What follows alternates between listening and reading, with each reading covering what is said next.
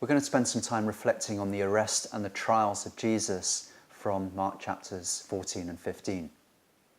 We read in Mark chapter 14 that following his Last Supper with his disciples, Jesus went outside the walls of Jerusalem to a place called the Mount of Olives.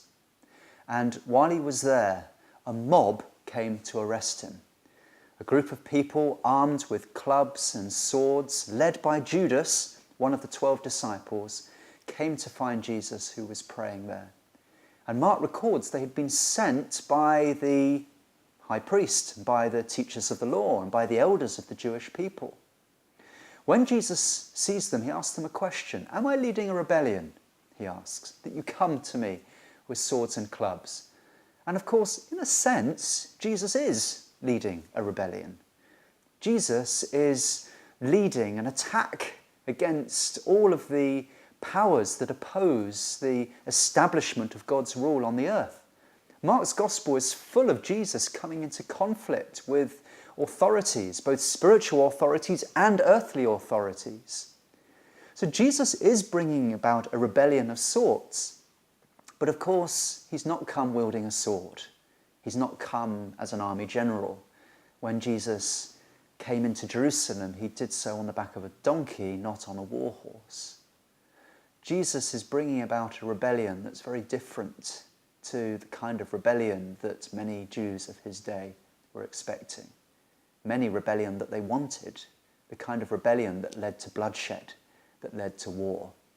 But Jesus has come to establish God's reign of peace, God's shalom on the earth, where there is healing and wholeness and a restoration of everything that has fallen out of line with God's perfect intention.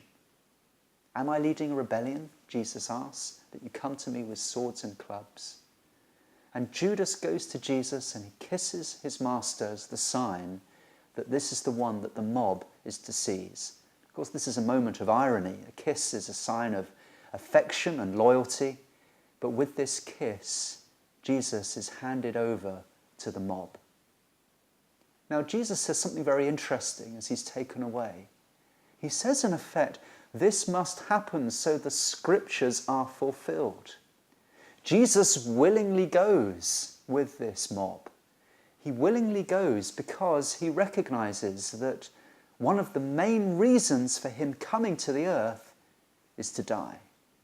At this point, Jesus is a willing collaborator with his enemies, for he knows that a key part of the purpose for which he has come is to die at their hands.